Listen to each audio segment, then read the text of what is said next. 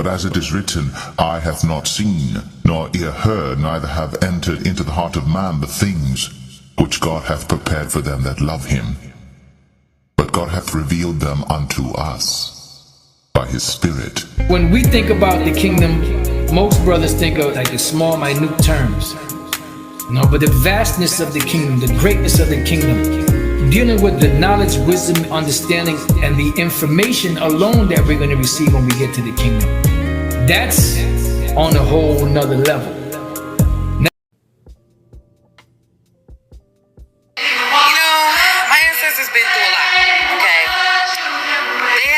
So much on these same streets, the same turf, on the same land where this storm is where my ancestors' blood was shed the most. So I can't have sympathy and I can't have empathy when I think about who can care less about my ancestors. There is no empathy for my ancestors. There is no empathy for my ancestors' blood.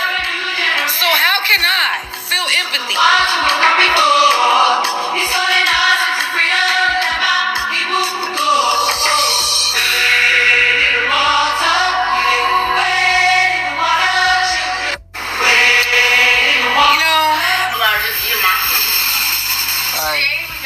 Shut up. I just want to say, with Hurricane Helen, I'm so happy Helene, whatever fuck her name is, the bitch did what she was supposed to do, you understand me? Because as I look at the catastrophic event and the damage and destruction, my heart is filled with joy. Shut the fuck up. All you motherfucking foreigners that came on our land and stole this shit, this is y'all repercussions, man. You understand what I'm saying? Your farms getting dismantled and wiped away, your livelihood, your little funky ass towns that was motherfucking full of hatred towards the aboriginal people of this earth. Hey man, it's y'all getting y'all just due back, man. You know, it can't motherfucking sunshine forever. See, our vengeance and y'all vengeance is different when it comes to the Most High. We might think, you know what I'm saying, vengeance is mine, saith the Lord. We might want to shoot a motherfucker. You know what I'm saying? Kill a motherfucker like that. The Most High vengeance is wipe your whole goddamn city out. You know what I'm saying? The same land that your ancestors fucking stole and you motherfuckers is thriving on and building on is the same fucking land when it's time for these motherfucking weapons of mass destruction from the earth come upon y'all. Now y'all motherfuckers wanna cry out. I don't feel bad for none of you motherfuckers. You understand me? Lose it all. My family got it. Because we ain't took from no goddamn body. My ancestors ain't took from nobody. So we really had to get it back out the mud. Now y'all niggas is in the mud. And I'm saying, oh, that's okay, believe it. My house underwater. Yeah, because your ancestors put our motherfucking house underwater. Your ancestors motherfucking created mudslides for our ancestors demolishing our shit. So I don't give a fuck about y'all towns in Georgia and Tennessee and North Carolina and where the fuck else is at. I want another one to come through. I want it to wipe more land out. Because I've been waking up this morning, I've been praising the Most High, just thanking him. Because this is retribution, man. Motherfuckers don't gotta go to war with y'all, man. What y'all been still killing us in 224 to try to make us motherfucking act on vengeance and we still holding patience. You know why? Because we don't gotta do shit when the Most High do stuff like this. We don't gotta do a motherfucking thing but sit back and watch y'all sovereign in your motherfucking tears, man. Shit. I need more hurricanes. I need more thunderstorms, more floodings, more dams to break, man. Because y'all committed so many atrocities. Y'all put so many of our towns of brown complexion up under water. Y'all burnt them down. Y'all. Now, people listening, you know, you Shalom. First and foremost, I would like to give all praise and glory unto Yahweh, Bahashem Yahweh Shai, Bahashem Rakakadash.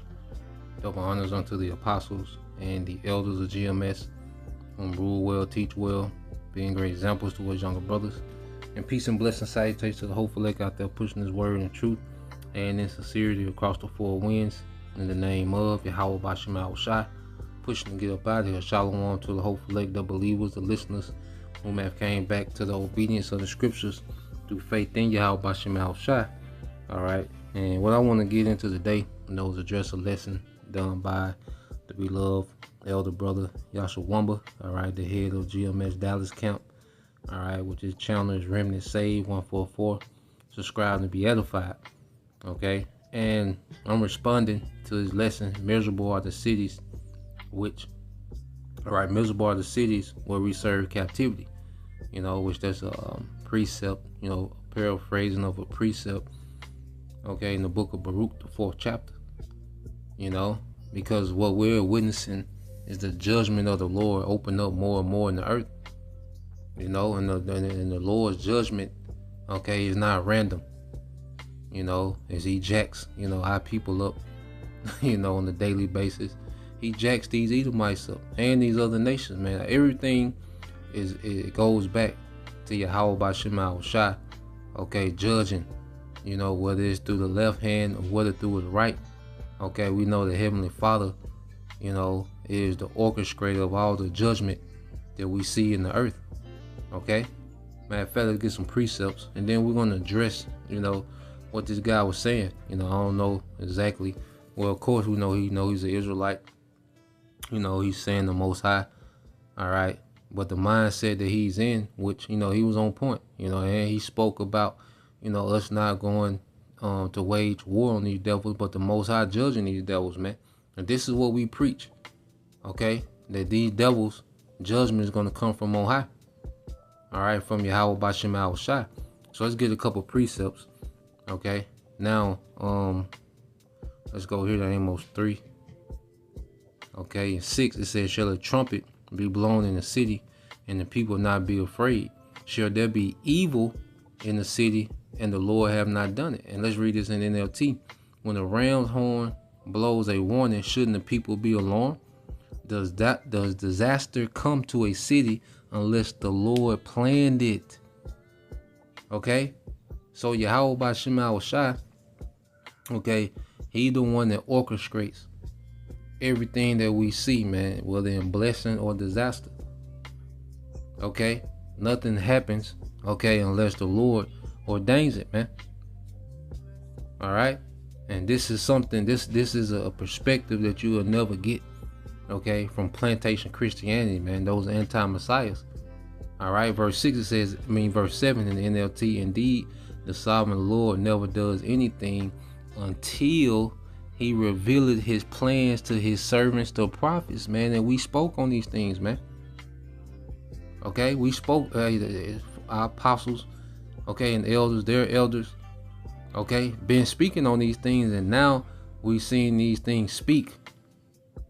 Okay, now these things are coming to pass. These prophecies are speaking louder and louder. The effect of every vision. Okay, because you go here, all right, what it says in 2nd Ezra 15. Let's get to the point. 2nd Ezra 15 and 11. It says, but I will bring them with a mighty hand. Or I start at 10. It says, behold, my people led as a flock to the slaughter. I will not suffer them to dwell in the land of Egypt, because there's a deliverance coming for the elect. As the judgment, okay, heightens, intensifies, eventually the Lord, all right, is going to deliver his elect for their ultimate destruction. This is just the beginning. Okay, if you got a weak stomach for judgment, you see that we just getting started. The Lord just getting started, man. Okay, he said, but I will bring them with a mighty hand and a stretched out arm through Yahushua, and smite Egypt with plagues as before, and will destroy all the land thereof, man. So we're going to see the Lord constantly plague this place through storms, through famine, through civil unrest, through pestilence, and ultimately through, all right, nuclear destruction, man. Okay, so the prophets, have been speaking on these things, and it's the Lord that's bringing it to pass. And he put the spirit on us to speak on these things, man, before they come to pass. All right, and just like Elder Yasha Wamba was saying, a Christian, okay, here, their talking point from that Jake, and be offended. Shows you how out of touch a Christian is. All right, antichrist. You anti-Christians, okay, how out of touch they are with the Bible. You know, and this is why we call them anti-messiahs, because Yahweh Shai, all right, comes in a volume of the book. You know, so if you're against, you know, that mindset that Jake has of rejoicing in the vengeance of his enemies, okay, then you're out of tune with the scriptures. You're completely out of tune with the scriptures, man. Okay, and ultimately you're against the scriptures because you, all right, condemn, all right, the Lord's judgment, man. Okay, so let's go here to Malachi and see. When you don't understand the characters of the Bible, you can't make sense of it. Okay, you still think that there's, you know, Chinese and Japanese, and you know, you don't really understand the characters of the scriptures. You think that, you know, white people is a nationality, then you don't know what's going on. You can't make sense of anything, man. All right, but when you start, you know, as you start putting, all right, these nations biblical nationalities on them, then prophecy makes perfect sense. Okay, Malachi 1:4, whereas Edom, okay, you see that. Matter of fact, let me start here. Let me start at 1. It says, the burden of the word of the Lord to Israel by Malachi. I have loved you, said the Lord, yet ye say, wherein hast thou loved us? Was not Esau Jacob's brother, said the Lord, yet I love Jacob. Okay, so if you don't understand, okay, these two characters and who they are, and the prophecy that's surrounding these two characters, all right, which will represent two nations, you know, Jacob being a progenitor of the 12 tribes, you know, which are a majority, the so-called Negro, Latino, and Native American of today, you know, and we look like other nations, you know, due to us being scattered, okay, but there's a lineage, okay, of people in the earth. They go back to Jacob, and there's a lineage of people in the earth that go back to Esau, Edom. Okay, and prophecy identifies them, okay, in these times, as we will be under the curses, and Esau will be ruling with the sword. Okay, before he's judged and before the elect of Israel is delivered. Okay, and the rulership of the earth is transferred to them. All right, through Yahweh Shai. All right, verse 3 says, and I hated Esau and laid his mountains and his heritage waste for the dragons of the wilderness, man. And this was the fall of pagan Rome, okay, during what they call the Dark Ages, you know, during the Byzantine Empire, okay, the Moors, you know, which all Jakes was in power, okay. You had the medieval times in Europe when Jake was in power, okay. And Esau, you know, was pushed to the side. All right. But what happened? You had the Renaissance. Okay. His rebirth, you know, that 1,000-year period was, you know, fulfilled, and he was able to have influence, okay, and move around in the earth, man. Okay. Whereas Edom said, we are impoverished, but we will return and build the desolate places. Thus said the Lord of hosts, they shall build, but I will throw down. They shall call them the border of wickedness, and the people against whom the Lord have indignation forever. So the Lord has indignation, which is righteous anger towards these people. The Lord said he will allow this devil to build up, and he will begin to throw down. Okay? So this is in tune with prophecy, man. You see? And the mindset of a believer, all right, when you go into the scriptures, okay, you go into the scriptures. Let's go here. This is Sirach 25. I want to say verse 7. Sirach 25:7 said, there be 9 things which I have judged in my heart to be happy, and the 10th I will utter with my tongue. A man that have joy of his children, and he that liveth to see the fall of his enemy. Okay, our forefathers always had the mindset of seeing the fall of our enemies, man, because these heathens, okay, are wicked, and Esau Edom is the wicked, man. Okay, these heathens have always, you know, been against our power, but no one more than Esau Edom. Okay, and they've been against us. Okay, here it is. We've been getting jacked up all throughout history. Okay, the Lord, has punished us for our disobedience, but Esau has done way more wickedness than we did. Okay, Esau's wickedness is destroying the planet. You see, he's on a whole nother level, but we shouldn't rejoice when this man, which is destroying the earth, literally, the animals, the plants, food, okay, humans, like this man is destroying, all right, creation, literally, man. And when something happening to them, okay, the only people that's sad is you dumbass anti Christians, man. Okay, you anti-Messiah nigga Christians, man. You see? Now let's go here. This is Sirach 36. Get to the point. It's verse 7. Well, I start here at verse 6. It says, I started at 1. And this is the mindset of our forefathers, man. Okay, which they was in the right spirit. Sirach 36 and 1 says, have mercy upon us, O Lord, power of all, and behold us, and send thy fear upon all the nation that seek not after thee, man. And under the rulership of Esau, Edom, all these nations, all right, are under major rebellion against Yahweh B'Shem Yahushua. There's a major rebellion in the earth, okay, with Esau at the forefront, man. Okay, and the Lord sends his fear through judgment. Okay, it said, lift up thy hand against the strange nations and let them see thy power. And we're just seeing the beginning of the Lord just really start to open up, man. Okay, he's finna showcase power to these nations, man. These nations have forgotten. Okay, it said, as thou wast sanctified in us before them, so be thou magnified among them before us.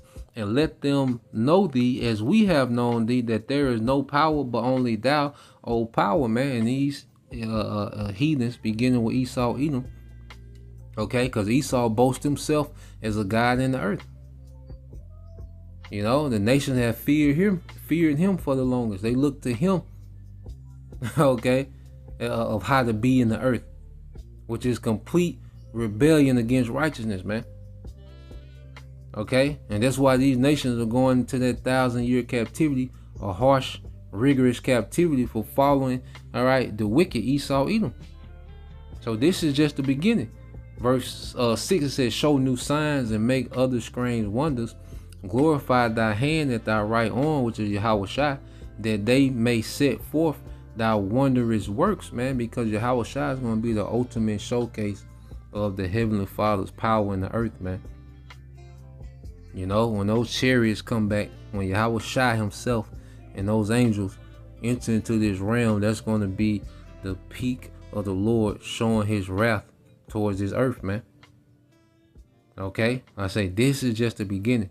Verse 7, raise up in the nation and pour out wrath, take away the adversary and destroy the enemy. Sake the time short, remember the covenant, and let them declare thy wonderful works. Let him that escapeth be consumed by the rage of fire, and let them perish that oppress the people. Smite and sunder the heads of the rulers of the heathen, Esau, Edom, that say there is none other but we. So this is our forefathers making petition to bring heavy judgment to these heathens, man, beginning with who? The wicked. Okay? And the Lord is finna magnify himself in the earth, man. Mainly through his son Yahushua. Okay? What did the Heavenly Father tell Yahushua? This is Luke 12 and 28. Alright? And it says, Father, glorify thy name.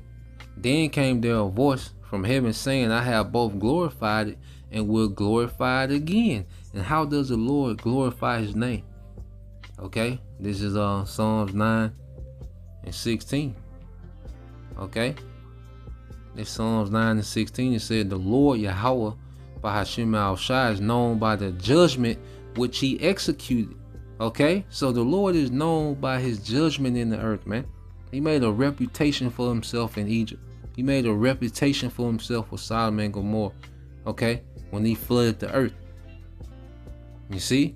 But Esau has enchanted, and deceived the world as if the Most High is nothing to be feared. Okay, so he got to make one more great example in the earth, man, before these heathens go into captivity, man. All right, and it says the wicked is snared in the work of his own hands, man. So everything that these devils done, the Lord is getting ready to make it work against them, man. The thing that was working for this devil is now going to work against this devil, man.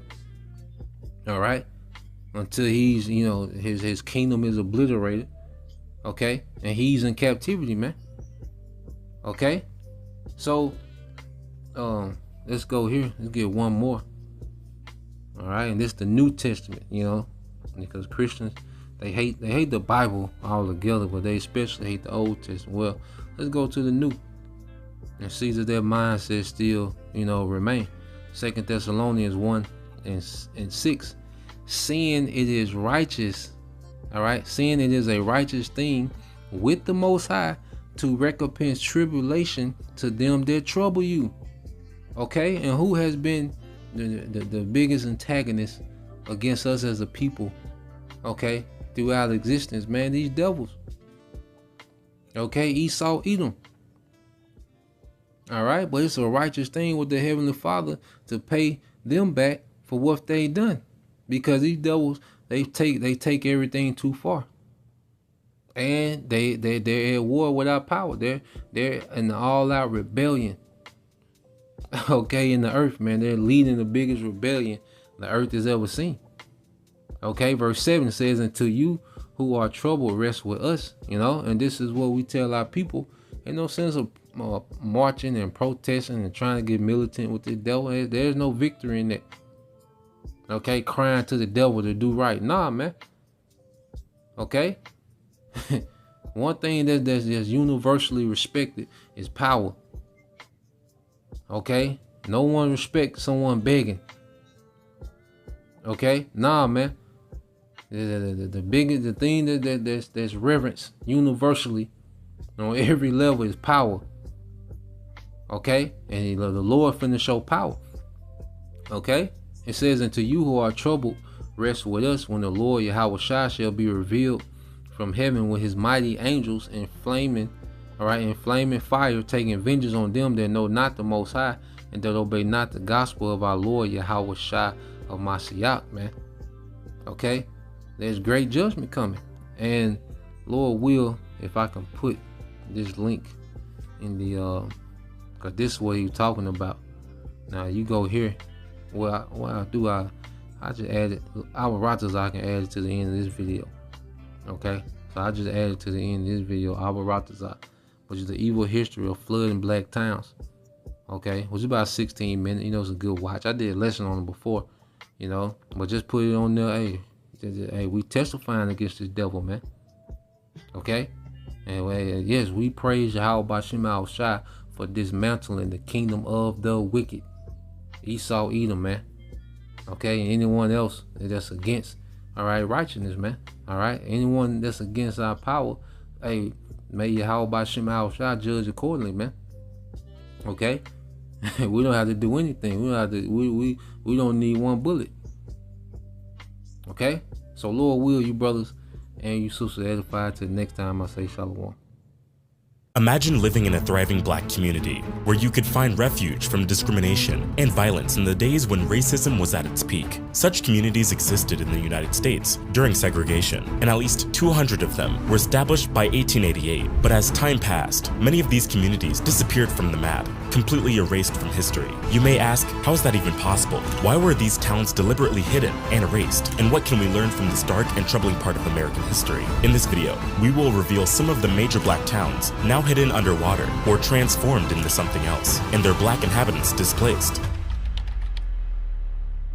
The first is the Seneca Village in New York City. Seneca Village, a once thriving African-American community, was established in 1825 on the outskirts of New York City at a time when African-American residents were facing legal segregation and discrimination throughout the country. At its height, the village covered an area from 82nd Street to 89th Street on Manhattan's Upper West Side, with approximately 300 black residents living within its borders. The people of Seneca Village had a deep sense of community and worked hard to build a prosperous and thriving neighborhood. Many black residents were property owners, with a rate 5 times higher than the city's average. Seneca Village had 3 churches, a school, and various small businesses, such as a grocery store, a shoemaker, and a blacksmith.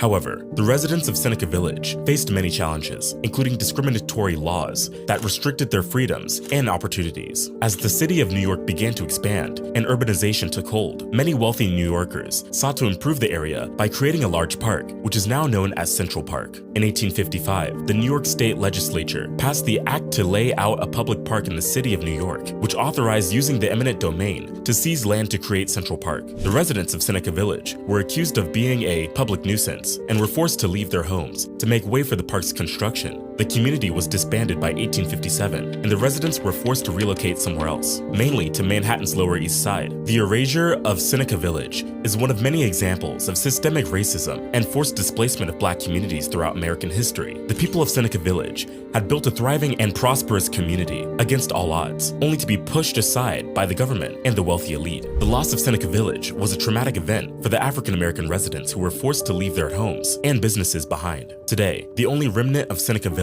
is a commemorative plaque dedicated in 2001 to the Lost Village. The story of Seneca Village serves as a reminder of the many vibrant black communities lost due to discrimination and systemic racism in the United States. But while this seems traumatic, many African Americans in Alabama faced a more devastating incident. Before we get into that, we'd like to introduce a new segment called Black Business Spotlight. Part of our mission is to uplift and empower the culture, and a great way to do that is by supporting black-owned businesses. So today, we'd like to share with you a company that focuses on empowering the community through reading and education, DTR 360 Books. Hey, what's going on, family? Assalamu alaikum, shalom, shalom, hotep, Islam, alafia. So listen, DTR 360 Books is the fastest online bookstore right now. All right, we have everything from comic books.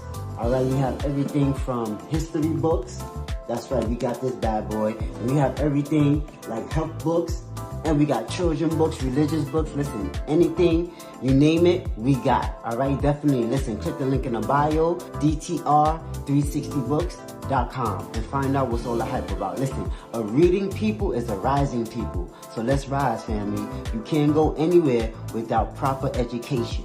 Peace. It's so important that we buy black and keep the dollar in our community. If you'd like to support DTR 360 Books, click the first link in the description. Now let's get back to the video. Qualaja in Alabama. Lake Martin is a beautiful destination in Alabama, famous for its crystal clear waters, boating activities, and stunning sunsets. However, the lake has a dark history that few people know. Underneath the tranquil waters of Lake Martin lies the ruins of Qualaja, a once thriving African-American community founded in the late 19th century. Qualaja was established by John Benson, a formerly enslaved person who had purchased thousands of acres of land in Alabama and sold it to other African-American families. The community grew and prospered with its black-owned railroad and was home to the Qualaja Academic and Industrial Institute. This school provided education and vocational training to African-American students. The school helped prepare generations of African-American students to succeed in a world often hostile to them. Unfortunately, Qualaja's success was short-lived. The rise of the Ku Klux Klan and a lack of economic opportunities for African Americans in the area led to the community's decline in the 1920s. By the 1950s, the once thriving community had all disappeared. In the 1960s, the Alabama Power Company purchased the entire land to build a hydroelectric dam, which led to the creation of Lake Martin. The loss of Qualaja was a devastating blow to Alabama's black community. It is just one of the many mind-boggling examples of how black communities in America were systematically destroyed and forgotten throughout history. Despite this erasure, efforts are being made to preserve the memory of Qualaja and honor its legacy. The Qualaja Historical Society was established to preserve and promote the history of Qualaja and its contributions to Alabama and the United States. The society has created a museum that showcases the community's rich history, including exhibits on John Benson and the Qualaja Academic and Industrial Institute. The society also organizes tours of the area and hosts events celebrating Kewalja's heritage. In addition to the work of the Kewalja Historical Society, other organizations are also working to preserve and honor the community's memory. The Alabama Historical Commission has designated Kewalja as a historical site, and the National Park Service has recognized the town's contributions to the civil rights movement. The legacy of Kewalja lives on through the efforts of those who seek to honor and remember the community and its contributions to Alabama and the United States. And this is not the only city underwater, as right below the serene water of Lake Lanier is a land that was once thriving with human activities, Oscarville in Georgia. Lake Lanier in Georgia is a popular destination for weekend getaways, attracting visitors with its abundant fishing, boating, and other recreational activities. The lake spans over 38,000 acres and has over 692 miles of shoreline. It is located in the northern part of Georgia and serves as a major source of water supply for the city of Atlanta. However, what many people don't know is that the lake has a dark past. It sits on top of the ruins of Oscarville, a thriving African-American community that was destroyed as far back as 1912. Oscarville was a small black community located in the northeastern part of Forsyth County, Georgia. The community was established in the late 1800s and was home to over 100 black families. The residents of Oscarville were hardworking farmers, carpenters, and other tradespeople who were able to establish a self-sufficient community despite the oppressive Jim Crow laws at the time. In September, 2 alleged assaults against white women were reported in the county. 2 black men were arrested, along with 4 accomplices. Shortly after, the body of a white resident was found, and several black residents were named as suspects. To provide safety, 1 suspect was transferred, but a mob of angry white residents gathered outside the jail. They seized and beat another suspect to death before hanging him in the town square. After the trials and executions, a group of white men, known as Night Riders, began a campaign of terror against the black residents of Oscarville. They burned homes, churches, and schools, forcing black families to flee the area. More than 1,000 residents were displaced in the aftermath of the violence. The land where Oscarville once stood was eventually purchased by the Army Corps of Engineers, who built Lake Lanier on top of the remains of the destroyed community. The construction of the lake began in the 1950s and was completed in the 1960s. The lake is now a popular destination for recreation and serves as a major source of hydroelectric power for the region. Today,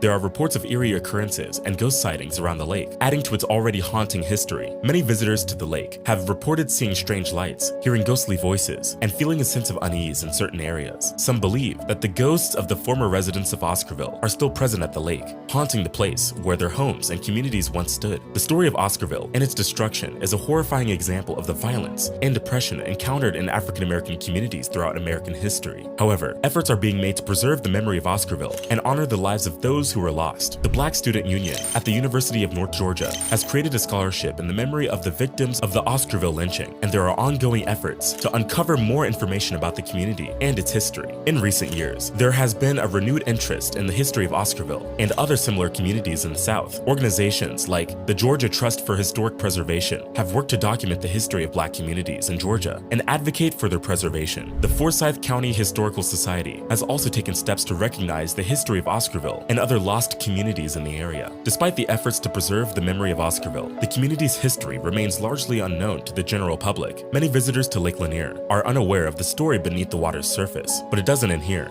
Vanport in Oregon is another place now buried underwater. Vanport in Oregon. During World War II, the United States witnessed an unprecedented surge in its manufacturing and industrial sector to support the war effort. This period saw the rapid growth of shipyard industries, which became vital in producing warships and military supplies. One of the shipyards was located in Vanport, Oregon, which quickly became the second largest city in the state. The shipyard industry offered job opportunities, and many people migrated to the city in search of work. As the demand for labor increased, African Americans from the southern states were drawn to the shipyard industry in search of better job opportunities. However, due to systemic racism, the Albina neighborhood was the only place where black people could legally reside. The Albina neighborhood soon became too small to accommodate the growing population, and a solution was needed to address the housing crisis. Vanport was built as a temporary solution to house these new workers. The city was built on a floodplain, and this decision would have devastating consequences. At its peak, Vanport housed 40,000 residents, with 40% of them African American.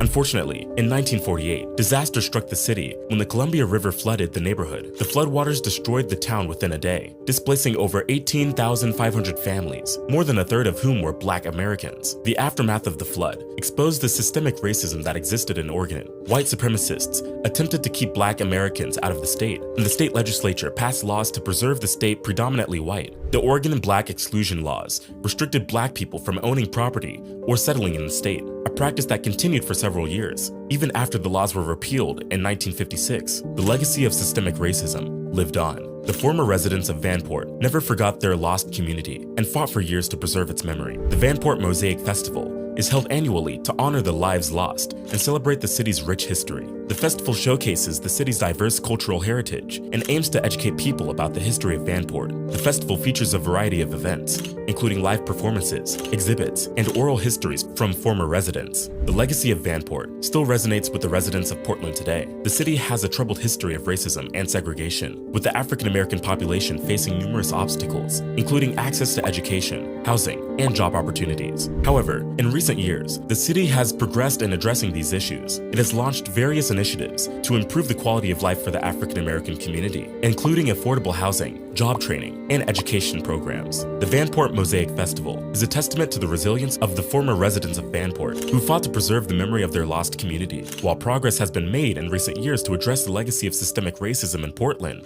much work still needs to be done to achieve equality and justice for all. Next is Susannah, a former village in Alabama, now home to a large lake. But before we get into it, make sure you like this video and subscribe to the channel for more content like this. Thank you for the support. We aren't just telling stories, we're changing lives and waking the culture up. Now let's get back into it. Susannah Village in Alabama. Susannah was one of the most prosperous and thriving small towns in Tallapoosa County, Alabama. This charming farming community boasted a wealth of businesses, including a bank, sawmill, grist mill, post office, and even its own gold mine, situated on Blue Creek between Curry's Point and Still Waters. Susannah was a beacon of hope for pioneers seeking a new life in the American South. But sadly, Susannah's bright future was not to be. In the early 20th century, the construction of Lake Martin resulted in the town's submergence underwater. The once vibrant streets and bustling businesses were lost forever, leaving only memories and scattered remnants of the past. According to Alabama Living, the flooding of Susannah resulted in the relocation of over 900 bodies from cemeteries in the area. This poignant fact underscores the depth of loss experienced by the people of Susannah, who saw their homes and loved ones swept away by the rising waters. Despite its tragic fate, Susannah's legacy lives on in the hearts and minds of Alabamians and history buffs alike. The town's former glory is evidenced by the wide range of businesses it once supported, including a gold mine, a school, 2 mercantile stores, a grist mill, a flour mill, a sawmill, a blacksmith shop,